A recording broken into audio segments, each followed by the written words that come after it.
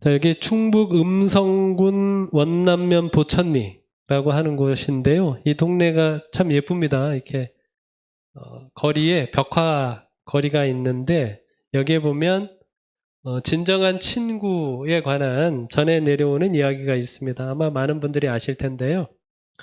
옛날 어느 부자가 외아들을 뒀습니다. 근데 아들이 늘 마시고 먹고 이렇게 하면서 친구들을 사겨요.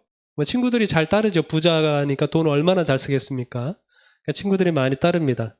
그래서 아버지가 틈만 나면 얘야, 친구는 먹고 노는 거로만 사귀는 게 아니라 진실된 우정을 가진 친구가 중요하다. 이렇게 말을 하는데 아이가 귀등으로도 안 듣죠.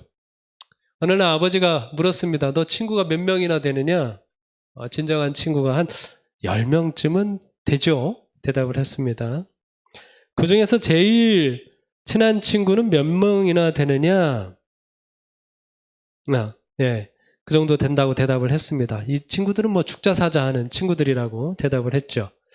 며칠 뒤 한밤중에 일이 일어났습니다. 아버지가 갑자기 사색이 돼가지고 아들 방에 나타나서는 얘야, 내가 큰 실수로 사람을 죽이고 말았구나. 이제 조금 있으면 날이 밝을 텐데 관가에서 나를 잡아올 테니 그 전에 어디 숨길 만한 데가 없겠느냐라고 물었습니다. 아들이 뜻밖의 이런 상황에 할 말이 없죠. 그래, 옳지. 너한테는 친한 친구들이 많이 있으니 죽자사자 하는 그런 친구들이 있으니 그 친구들에게 한번 부탁을 해보자. 그래가지고 아버지가 그 죽은 사람의 시신을 이제 지게에다 싣고 이 아들과 함께 그 친구네 집을 찾아갔습니다. 물론 이제 아들이 이야기하는 것이죠. 제일 친하다고 하는 친구에게 찾아갔습니다. 아들이 자초지종을 얘기했습니다. 자신의 일로 이야기를 했죠. 내가 잘못해가지고 사람을 죽였는데 좀 잠시 좀 숨겨주면 안 되겠느냐 이런 이야기를 했습니다. 친구가 들어요, 안 들어요? 안 들어요. 통사정을 해도 소용이 없었습니다. 평소에는 간이고 쓸개라도 내놓을 것 같았는데 일이 터지고 나니까 어때요? 예, 쳐다보지도 않습니다. 그래서 다음 친구에게도 갔어요. 여전히 다음 친구들도 거절을 합니다. 마지막 친구에게까지 거절을 당했습니다. 아들이 힘이 없이 돌아섰죠. 그러자 아버지가 야, 이거 큰일 났다. 이거 어떻게 하면 좋겠느냐? 그렇다고 이렇게 있다가는 꼼짝없이 붙잡힐 테니 내 친구라도 한번 찾아가 봐야 되겠다. 마침 내 친구가 이 근처에 살고 있으니까 한번 가보자. 해서 아버지가 앞장서서 그 시신을 지게에 메고 찾아갔습니다. 여보게, 친구 있나? 불렀죠. 잠시 후 친구가 나왔습니다. 아버지가 사정 이야기를 했습니다. 그러자 아버지 친구 반응이 뭐예요? 아니 어쩌다 그런 일을 저질렀는가? 하여튼 어서 들어오게. 일단 방에 들어가서 좀 생각을 해보세요. 그리고서 이제 방에 들어가서 이제 자초지종을 이야기합니다. 여보게, 자수를 하게. 시체에 얼마든지 감춰줄 수 있지만 죄 짓고 사는 삶이 편하겠는가? 설득을 했습니다. 아버지가 이야기를 쭉 하다가 이제 기다렸다는 듯이 맞는 말일세 하고는 아들에게 너는 가서 얼른 지게를 가지고 오너라. 아버지가 명령을 하자 아들이 나갔습니다. 그러자 이제 친구가 아닐세. 내가 지고 감세. 밤새도록 지고 다니라 얼마나 고단하겠는가. 앞장서서 나가려고 했습니다. 아버지가 친구의 손을 잡으면서 뭐라고 얘기해요? 그만두게. 사실 그건 시체가 아니다. 돼지라네. 내 자식놈에게 친구가 얼마나 중요한지 좀 가르쳐 주려고 한 걸세. 그리고는 아들에게 진정한 친구란 내가 가진 것이 없을 때도 너를 진정 생각해 주는 사람이야 라고 말을 했죠. 그리고 돼지를 잡아서 친구와 좋게 기분 좋게 술을 마셨다고 하는 그런 이야기입니다. 제가 이 이야기를 읽으면서요. 친구는 어떤 게 친구예요? 네? 어떤 게 진정한 친구예요? 위기를 처한 나를 뭐 해주는 친구? 영접해주는 친구가 진정한 친구죠. 나를 영접해주는 친구가 있다는 것은 매우 행복한 일입니다.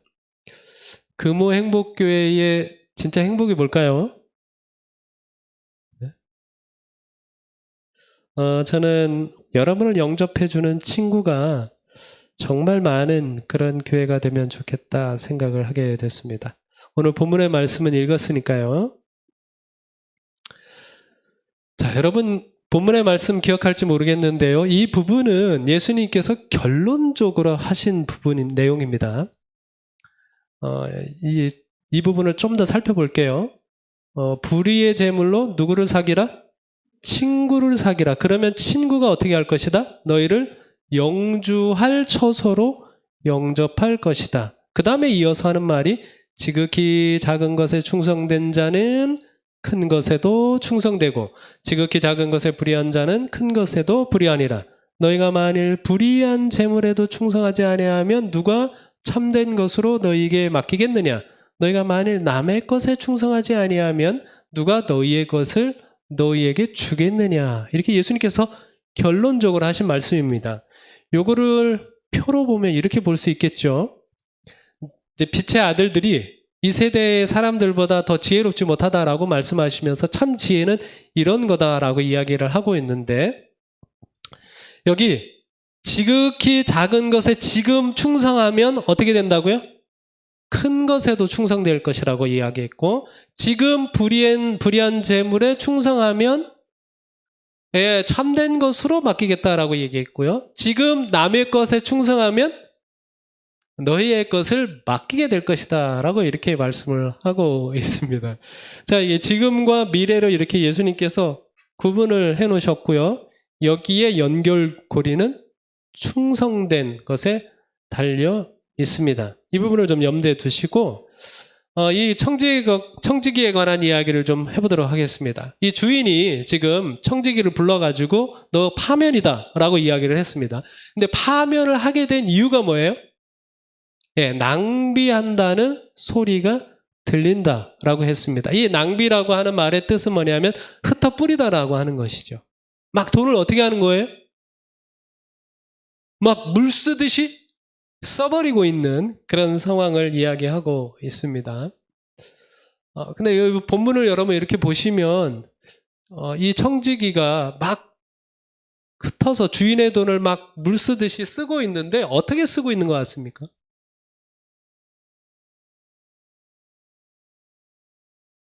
자, 실물교훈에는 조직적으로 도둑질을 하고 있다라고 이렇게 표현을 했습니다. 이 종이 지금 조직적으로 도둑질을 하고 있어요.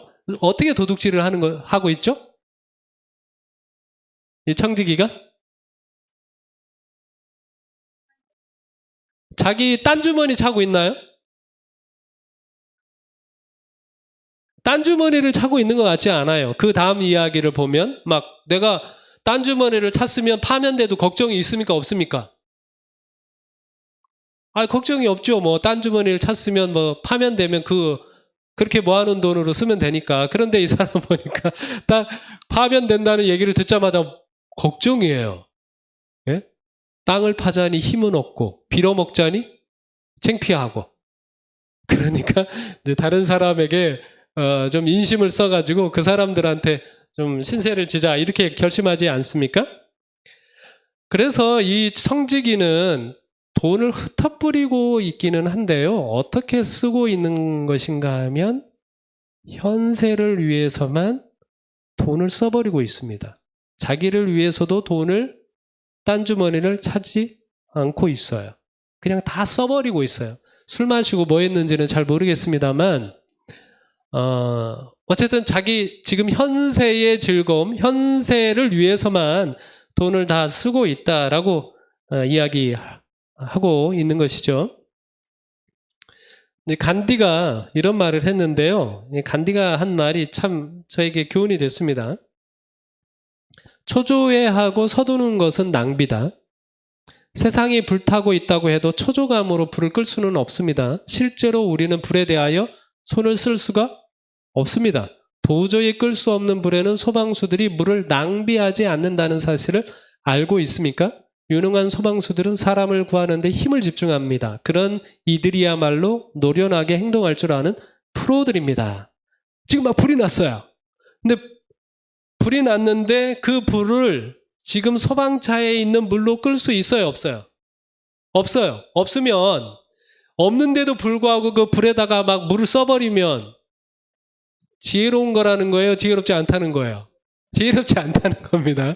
그런 상황이 되면 이 사람들은, 이 소방수들은 그 불에다가 물을 뿌리는 일에 집중하지 않고 뭐 한다는 거예요? 사람을 구하는 일에 집중한다는 겁니다. 자, 우리가 최선을 다하느냐, 최선을 다하지 않느냐, 이거는 중요한 게 아니에요. 그렇죠? 이 소방수도 불에다가 물을 막 뿌리고 있으면 최선을 다하는 것이죠. 그러나 그 최선을 다하는 것이 뭐가 될 수 있다? 낭비하는 것이 될 수 있다는 것입니다. 미래를 생각하지 않고 현세만을 위해서 쓰고 있다면 그것은 지혜로운 일이 아니고 그것은 낭비하고 허비하고 흩어뿌리는 것이 되는 것이다 라고 말씀을 하고 있습니다. 그래서 예수님께서 뭐라고 이야기하고 있는가 하면 이렇게 도표에서 이제 충성해야 된다라고 이야기하면서 충성은 무엇이 충성인가? 바로 친구를 사귀는 거다라고 이야기하고 있습니다. 충성하는 것은 친구를 사귀는 거예요. 뭐로? 불의의 제물로 친구를 사귀면 그들이 너희를 영주할 처소로 영접하게 될 것이다 라고 말씀하고 있는 것입니다. 친구를 사귀라라고 하는 말씀이 굉장히 저는 이제 감동을 받아서 그래서 오늘 제목을 나를 영접하는 친구라고 정하게 된 것입니다. 이제서야 정신이 번쩍 들었던 이 청지기는 급하게 이제 사람들을 불러 모으죠. 기름 100마를 빚진 사람에게는 50말로 탕감을 해줍니다. 기름 50말이면 당시 한 500데나리온 정도 된다고 그래요. 오늘날로 치면 약 5천만 원 정도 됩니다. 하루 일당 10만 원으로 계산을 했을 때. 밀 100석을 80석으로 탕감을 해줍니다. 이것도 밀 20석이면 당시 한 500데나리온 정도 되니까 오늘날로 치면 약 5천만 원 정도 됩니다. 여기에 언급되어 있는 두 가지 예만으로도 이 청지기는 얼마를 탕감을 해줬어요? 약 1억 원에 가까운 돈을 탕감을 해줬습니다. 그렇게 되면 이 사람들이 뭐 할 거라는 거예요? 자기가 갈 곳이 없을 때 자기를 영접하게 될 것이다 라고 말씀을 하고 있습니다. 자, 그런데 예수님께서 이 말씀을 결론을 내리면서 뭐라고 표현하고 있는가 하면 그들이 너희를 어디로 영접할 것이다? 영주할 처소로 영접할 것이다 라고 말씀하셨습니다. 빛의 아들들도 그렇게 해야 된다라고 얘기했습니다. 우리가 가지고 있는 현세의 재물, 남의 것, 작은 것, 이것을 가지고 친구를 사귀면 우리가 사귄 그 친구들이 우리를 뭐 할 거라는 거예요? 영원히 거주할 처소로 영접하게 될 것이다 라고 말씀하고 있어요. 제가 이 말씀을 보면서 그래서 저 나름대로 이렇게 좀 과도한 결론이긴 하지만 이렇게 결론을 좀 내렸습니다. 예수님이 우리 죄를 용서하지만 천국으로 영접하는 것은 친구들이다. 맞아요, 안 맞아요? 잠깐만, 다시 한번. 이거 맞아요, 안 맞아요? 이거 예수님이 하신 말씀이에요. 자, 예수님이 하신 말씀이에요. 우리 영주할 처소로 영접하는 거는 누가 우리를 영접한다고요? 우리 친구들이 영접한다고요. 우리가 사귄 친구들이 우리를 영접한다는 것입니다. 근데 우리 친구들이 만약에 저 사람은 저 교회는 천국에 가면 안 돼요. 그러면 갈 수 있어요, 없어요? 못 갈 것으로 말씀하고 있어요. 그런데 이런 상황이 있는지는 잘 모르겠습니다만 예수님이 야 쟤는 좀 안 될 것 같지 않냐? 그런데 막 친구들이 우리가 사귄 친구들이 저 사람은 무조건 천국에 데리고 가야 됩니다 라고 하면 갈 수 있을까요, 없을까요? 네, 갈 수 있을 것처럼 말을 하고 있습니다. 왜냐하면 그 주인을 쫓아내는데 누구나 하겠다는 거예요. 이 친구들은 그를 영접하겠다라고 말씀하고 있으니까 그만큼 이 비유에서 이야기하고 있는 것은 우리가 가지고 있는 불의한 재물,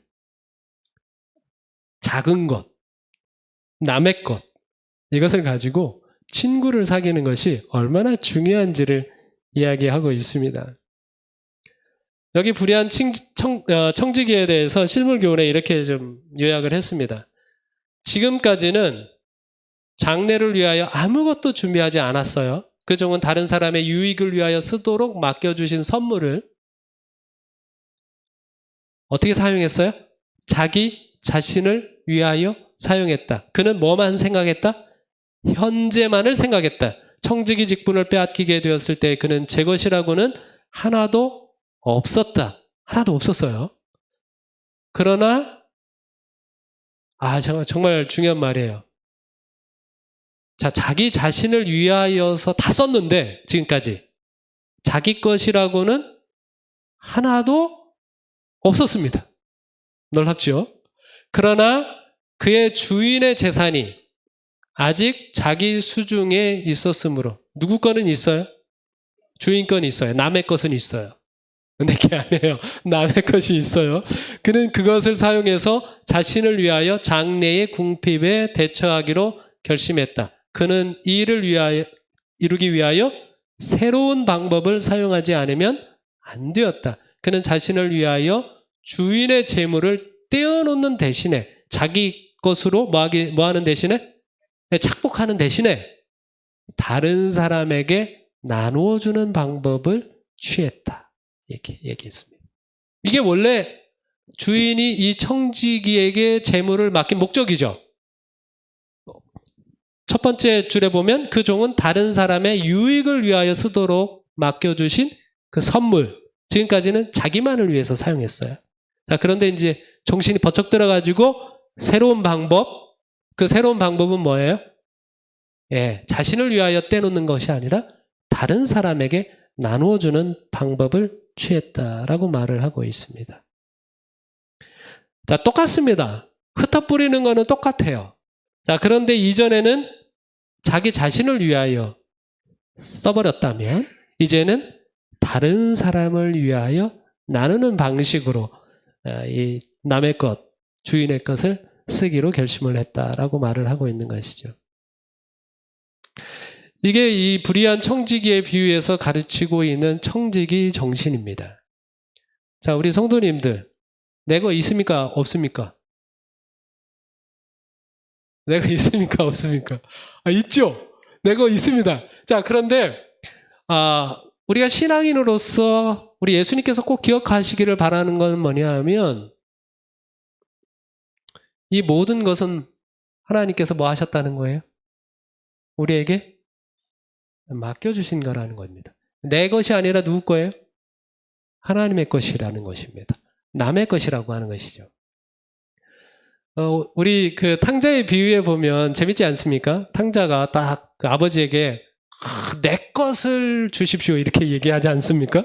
아버지 돌아가시면 나한테 줄 내 분깃을 주십시오라고 하죠. 그래서 아버지가 뭐 합니까? 자기의 살림을 나누어서 이 아들에게 줍니다. 그리고 아들은 먼 나라로 가서 뭐 하죠? 다 낭비합니다. 다 탕진해 버립니다. 그리고서는 이제 빈털터리가 돼버려서 그제서야 아버지에게 돌아오는 이야기지 않습니까? 그런데 아버지는 되게 싫어해요. 이 아들이 아버지는 너무너무 싫어해.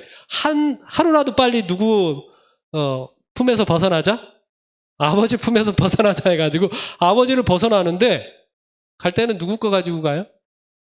아버지 거 가지고 가요. 쓰기는 내 마음대로 막 쓰는데 누구 걸 내 마음대로 막 써요? 아버지 것을 마음대로 쓰고 있습니다.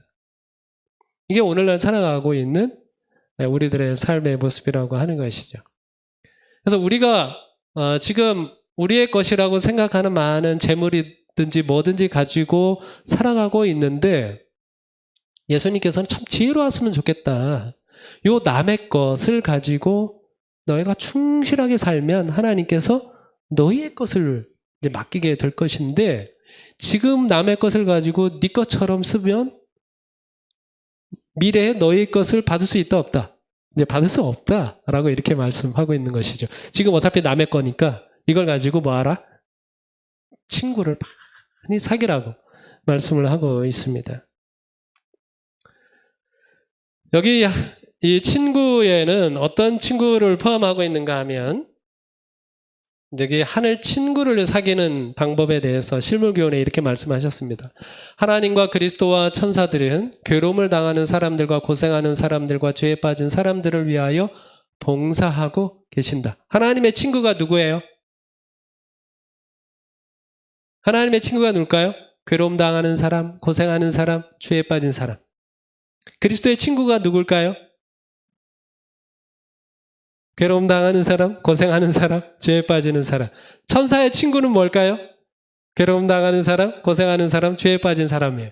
쭉 읽어볼게요. 그대가 이 일을 위하여 그대 자신을 하나님께 바치고 하나님이 주신 선물을 이 목적을 위하여 사용하게 된다면 그대는 하늘 천사들과 협력하게 되는 것이다. 그대의 마음은 그들의 마음처럼 동정심으로 고동치게 될 것이며 그대의 품성은 천사들의 품성으로 화하게 될 것이다. 영원한 성소에 거하는 천사들이 그대에게 낯설지 않을 것이다. 이 세상의 재물이 다 없어질 때에 하늘집의 문지기들이 그들을 환영하여 맞아들일 것이다.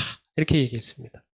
이 땅에 살아가고 있는 모든 사람들이 가난하고 괴로움을 당하고 죄에 빠진 모든 사람들이 다 구원을 얻는다고 하는 보장은 없습니다. 그런데 우리가 그 사람들을 친구로 사귀는 노력을 하게 되면 이 사람들 곁에 가장 가까이에서 그들을 도와주고 그들과 함께 있는 분이 누구라고요? 하나님과 그리스도와 천사들이라고요. 우리가 그들을 도울 때 누구와 얼굴이 익숙하게 된다고요? 천사들과 익숙하게 된다고요.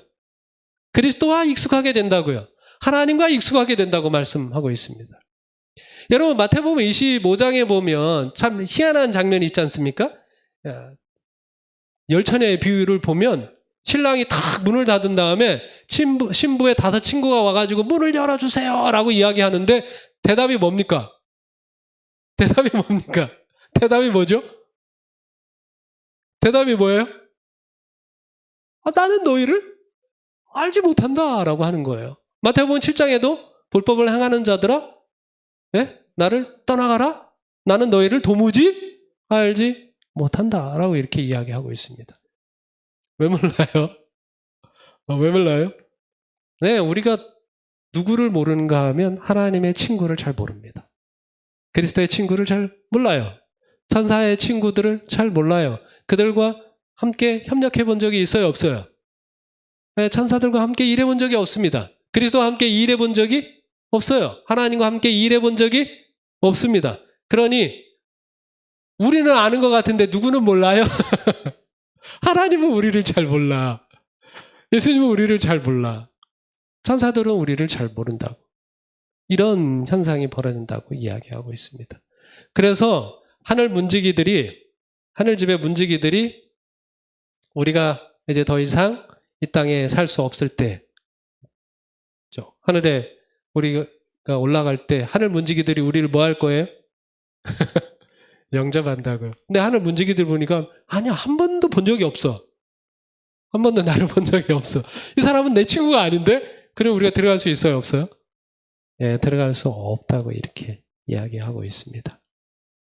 여러분, 하늘 친구를 사귀는 교회의 제도가 있습니다. 여기 보면 하나님께서는 인간을 당신의 청지기로 삼으셨다. 하나님께서 그들의 손에 맡기신 제사는 복음 전파를 위하여 위탁하신 제물이다. 하나님께서는 충성스러운 청지기임이 밝혀지는 자들에게 더 큰 것을 맡기실 것이다. 그리고 히브리인들에게 종교적 목적과 자선 사업을 위한 목적으로 헌물을 요구하셨다라고 말씀하셨습니다. 하늘 친구를 사귀는 교회의 제도는 헌금 제도입니다. 여러분 아시는 것처럼 우리 헌금 생활에는 3가지 원칙이 있죠. 자발적으로 해야 됩니다. 그리고 누구나가 다 해야 합니다. 누구나가 다. 우리 집에서는 아빠가 대표로 헌금을 하고 그렇게 하는 게 아니라 누구나 개인적으로 할 필요가 있죠. 그 다음에 3번째는 뭐예요? 비례성의 원칙입니다. 미국 가니까요. 참 재밌어요. 미국에는 우리는 헌금 이렇게 걷는 바구니가 안 보이잖아요. 얼마를 내는지 안 보이는데 이분들은 어떻게 접시 다 대요. 접시 이게 다 보이는 접시다. 이게 이게 거들 때 보면. 근데 접시다 내는데 보면 거의 모든 분들이 1달러만 냅니다. 1달러. 우리 돈으로 치면 한 1,000 얼마 정도 돼요. 거의 모든 분들이 1달러를 내요. 우리도 예전에 보면 이제 화폐 제도가 중요한 것 같아요. 화폐 제도에 따라서 우리가 내는 헌금의 그 정도가 이제 달라지는 경우가 있는데 이제 미국 같은 경우는 이제 기부 제도가 많이 발달이 되어 있어서 그냥 교회 내는 헌금은 뭐 1달러를 내고 교회에서 어떤 행사들이 있으면 막 도네이션을 많이 합니다. 기부를 많이 해서 그렇게 교회를 운영하는 모습을 보게 되는데 헌금 생활의 이제 세 번째 원칙은 비례성의 원칙이에요. 우리가 많이 벌면 좀 더 많이 내는 것이 원칙이라고 볼 수 있습니다. 교회 증언 1권에 보면 우리 교회가 교인들에게 바라고 있는 것은 조직적으로 헌금을 하면 좋겠다라고 이야기하고 있습니다. 그래서 11금과 헌금에 대해서 훨씬 더 우리가 좀 눈을 뜨게 되면 이 헌물들이 얼마나 다른 사람을 돕고 또 하나님의 사업을 진전하는 데 귀한 도구가 되는지 보게 되면 좋겠다. 그래서 개혁을 단행할 필요가 있다라고 말씀을 하셨습니다. 뭐 11조에 관한 성경적 근거는 아브라함이라든지 야곱이라든지 레위 족속과 11조에 관한 거라든지 느헤미야라든지 말라기라든지 또 예수님도 마찬가지고 또 바울도 마찬가지로 이 11조와 헌물의 제도가 여전히 오늘날도 필요하다고 하는 이야기를 하고 있습니다. 자, 그러면 이 11조를 우리 교회에서는 어떻게 좀 사용을 할까요? 11조를 보시면 첫 번째 11조를 레위 자손에게 기업으로 다 주라고 이야기하고 있습니다. 복음을 위해서 헌신하고 있는 이들을 위해서 11조가 쓰여져야 한다라고 이야기하고 있습니다. 그래서 우리 교단 안에서는 11조를 이렇게 사용을 합니다. 목사, 전도사, 선교사. 그 다음에 세계적인 선교 비용을 위해서 사용이 되고 영혼 구원을 위하여 직접 관련된 사람의 부양을 위해서도 사용이 되고 합회와 연합회의 운영비, 합회와 연합회가 선교기관이기 때문에 운영비로 사용이 되기도 합니다. 교회가 11조를 내면 100% 합회로 올라가지 않습니까? 그래서 합회는 그중에 한 71%를 사용합니다. 그런데 66%만 사용하고 이제 5%를 포함해서 연합회로 올려요. 그러면 연합회는 29%를 받아가지고 연합회가 10% 사용하고 부양료 10%를 떼놓고 그 다음에 5%를 가지고 다시 합회로 분배해가지고 5개 합회 이렇게 돌려줍니다. 그리고 이제 9%는 지회로 올라가고 그 다음에 그 중에 2%가 대충회로 올라가고 있습니다. 그래서 이 세계적인 이제 선교 사업을 위하여 11조가 이렇게 사용되고 있고요. 그 다음에 헌물은 신명기 14장 22절로 23절에 보면 첫 번째 11조에 관한 이야기가 있고요. 매 3년 끝에 10분의 1을 더 내는 그런 11조에 관한 언급이 있습니다. 내 성읍에 저축하여 너희 중에 분깃이나 기업이 없는 레위인과 내 성 중에 우거하는 객과 및 고아와 과부들로 와서 먹어 배부르게 하라라고 하는 이 11조가 있습니다. 자, 이 11조에 관한 제도를 우리가 받아들여서 사용을 하고 있습니다. 여기 부자 선지자에도 보면 제2의 11조가 요구되었다라고 말씀하고 있습니다. 제1 11조가 있고 제2 11조가 있습니다. 성막으로 가져오는 11조고요. 이것은 감사의 예물이라든지 종교적 연회를 위해서 또 그 다음에 자선사업과 접대하는 일 등을 위해서 사용되는 헌물이 필요하다는 것이죠. 그래서 감사의 예물, 제사장의 목, 종교 연회, 자선 접대 이런 일들로 사용되는 헌물이 있습니다. 제한합니다. 각종 헌금을 드리는 방법을 좀 이렇게 좀 제한을 하고 있습니다. 만약에 월 수입이 300만 원일 경우에 11금 30만 원을 내죠. 이건 제1 11조입니다. 그 다음에 제2 11조 30만 원을 가지고 교회 사업과 구제 사업과 외방 선교를 위한 헌금 명목으로 드려주기를 바라는 것이죠. 그중에 월증 헌금을 60% 정도, 나머지 기타 헌금으로 40%를 배정을 해서 조직적으로 헌금을 드려주시면 좋겠다라고 하는 것입니다. 여러분, 이 헌금 제도를 통해서 우리가 의도하는 바는 무엇인가 하면 조금 전에 우리가 살펴봤던 이제 청지기의 비유에서처럼 우리가 뭐 개인적으로 친구를 사귀는 것, 그것보다 훨씬 더 중요한 것은 뭔가 하면 우리가 한 교회의 일원으로서 이 교회가 이 세상에 어떤 친구들을 사귀고 있느냐가 훨씬 더 중요한 문제입니다. 그래서 이 헌금 제도를 이제 마련하고 있는 것입니다. 그래서 우리는 교회로서 그리스도의 몸을 이루고 있지 않습니까? 이 세상 사람들이 바라보기에 금호 행복교회는 반드시 천국으로 가야 합니다. 천국에서 우리가 그들을 영접해야 합니다라고 하는 평가를 받는 것이 매우 중요하다라고 하는 것이죠. 그래서 이 하늘 친구를 사귀는 이 교회 제도로서 11조와 헌물 제도가 사용되고 있다라고 하는 것이죠. 그래서 부자 선지자 527쪽에 보면 보통 히브리인들이 종교적 목적과 자선 사업을 위해서 수입의 4분의 1은 좋게 되었다라고 이렇게 이야기하고 있습니다.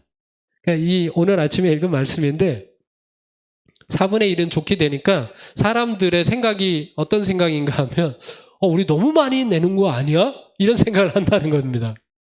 하나님께 하나님 제1 11조만 드리면 됐지 제2 11조까지 필요로 하시는 거 너무 많이 요구하시는 건 아닙니까? 이런 생각을 한다고 하는 것이죠. 근데 우리 하나님께서 그러한 우리를 위하여 더 이렇게 아끼지 않고 할 때에 축복해 주신다라고 약속해 주셨습니다. 특별히 로마서 8장 32절에 보면 자기 아들을 아끼지 아니하시고 우리 모든 사람을 위하여 내주시니가 어찌 그 아들과 함께 모든 것을 우리에게 주시지 아니하겠느냐 말씀하셨어요. 하나님은 어떤 분이셨어요? 우리에 대해요? 모든 것을 다 주시는 분이셨어요. 우리 하나님 생각하면 그런데 우리 하나님이 이거 너무 많이 주는 거 아니야?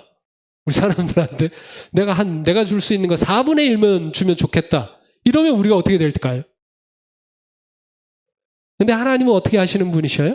자기 아들도 아끼지 아니하시고 자기 아들과 더불어 모든 것을 우리에게 내어주신다 말씀하셨습니다. 여러분 이태석 신부를 아시죠?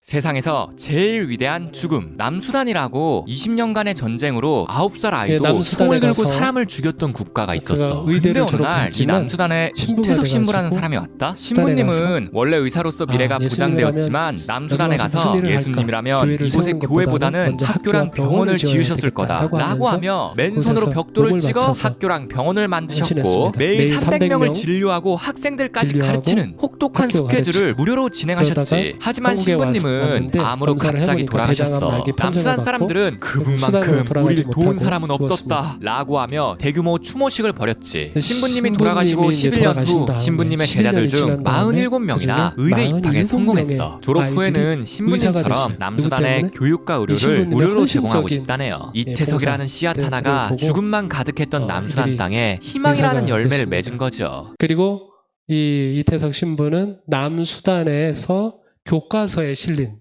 인물이 되었습니다. 수단 사람들이 이 이태석 신부에 대해서 얼마나 고마워하는 마음을 가지고 있는지 몰라요.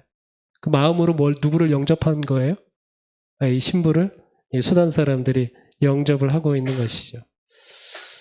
이게 천국을 얻는 청지기의 모습이라고 우리가 생각할 수 있을 것 같습니다. 불의의 제물로 뭐 하는 사람? 친구를 사귈 줄 아는 사람. 그런 사람들이 그 친구들이 그 사람을 영접해서 천국에 영원히 거할 수 있도록 하겠다라고 말씀하고 있는 것입니다. 하나님께서 우리에게 맡겨주신 이 모든 것들을 정말 나만을 위하여 사용한다면 그것은 현세만을 위한 삶일 겁니다. 그러나 우리가 미래를 준비하는 빛의 자녀들로 살아가고자 한다면 우리의 재물을 가지고 이제 어차피 낭비하는 건데요. 새로운 방법. 그것이 뭐예요? 다른 사람에게 나누어주는 방법이죠. 다른 사람의 고통을 덜어주는 방법이죠. 교회도 어떻게 이 재물을 사용해야 할까요?